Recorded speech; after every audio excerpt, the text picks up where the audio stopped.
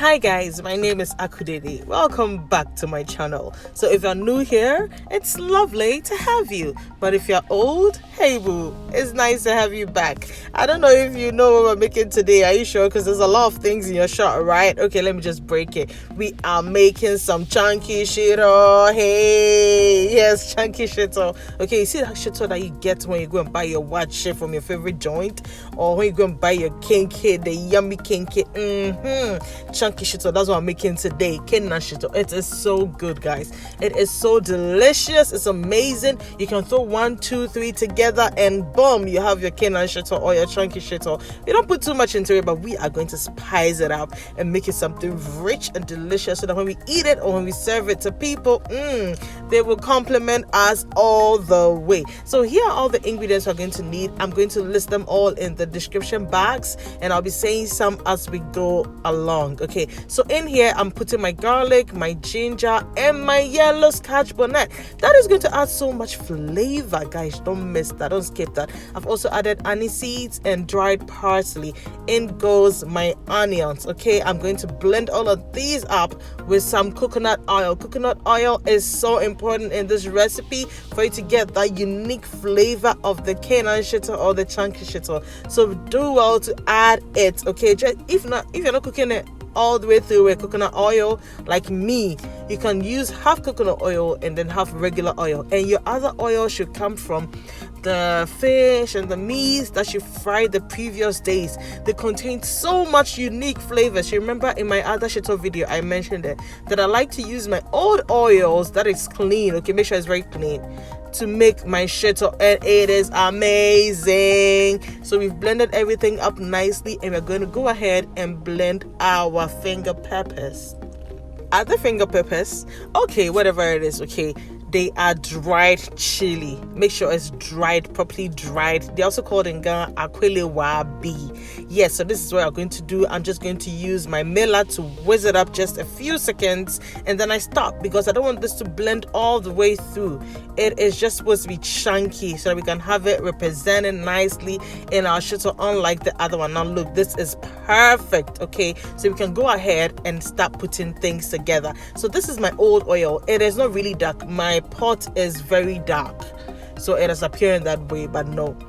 The best thing that can happen to you is anytime before you fry some meat, make sure you add your curry powder into your oil. If you are a regular on this channel or you are subscribed, you will know this trick. It is amazing. Look, this meat just went shim shim shim. By the time I was ready to put it in, I didn't have much. We're going to fry this meat till it is dry and properly fried, because we'll be leaving the shito sit on our kitchen counter, and if this meat is not properly fried, it is going to ruin our shito in no time. So make sure it is dried and properly fried. After all, if all the nutrients and the goodness goes into the oil, remember we're using the same oil for the shito, so we're going to have everything back anyway. So make sure it is very, very, very fried.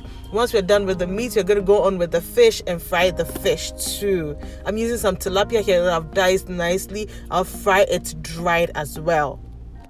So let me ask a question. As you love my recipes and you've been watching over and over again and you haven't subscribed, please, why? Kindly click on the subscribe button and click on the bell so that we can grow, so you can be part of this amazing family, so you don't have to go searching my name before you get my recipes. They'll just come to you as soon as I upload them. So hit on the notification bell as well, so you're notified anytime I upload a new content. Please subscribe and please give this video a thumbs up. Make sure you like this video as much as you're watching. Okay, now that we are done frying our fish, I've added a little bit of tomato paste to my oil. Make sure you try to clean the oil a little bit. There'll still be a little stuff in there, but make sure you take out most of the leftovers from the fish and the chicken and the meats that we fried. Okay, so just put the tomato paste in there and try to give it a stir. My oil is a lot, so it's not doing justice to it, so I'll just go ahead and add my blended mixture into it.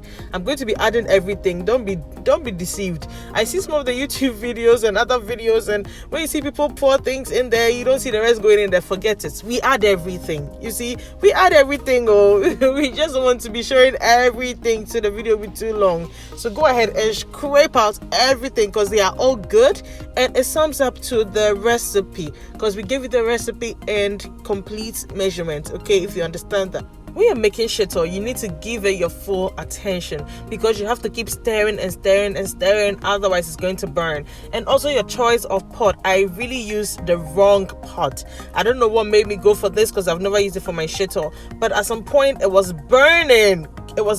Like I just couldn't control it, so I had to change it because that wok was very thin, so I had to change it into this good old ceramic pot of mine. I've had this for 6 years and it's looking worn out, but trust me, look, don't mind the outside though, don't mind the body, mind the engine. The inside cooks delicious meals perfectly. Okay. So I've added 1 star cube, and then I've also added some nutmeg powder. Just give it a very good mix, and then in goes our shrimp powder and our fish powder. Look, this is going to be delicious. Look at the amount. Look, this is just perfection. And then we're going to also add our pepper. Look, I just love that chunk. It's going to make our shito so beautiful and so good. Okay, so the pepper, you're going to add it to taste because you're going to add it according to your heat preference. Okay, if you follow what I'm making exactly, especially with the quantity of pepper, you may have too spicy pepper, or you may have your pepper not being as spicy as you want. Okay, so you're going to use that according to taste. Mix it and stir everything so well, let everything combine. So we're going to be cooking and frying this shito until we achieve the perfect dark color.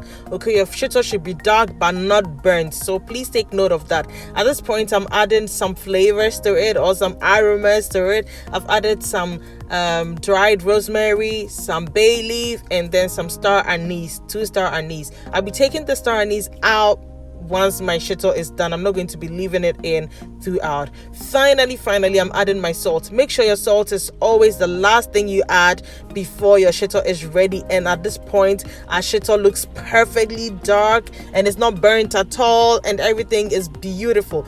So here's one thing to know when your shito is done. You see those little foams on top? Yes.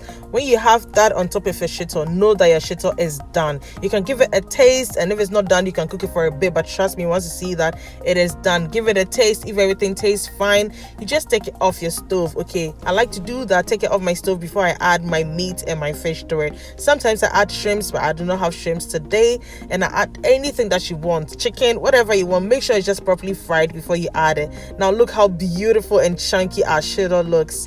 I love this so much, and it tastes delicious. I hope you try this recipe. Thank you so much for hanging out with me today, and I'll see you soon in my next video. Until then, be loving and be caring. I love you all. Bye.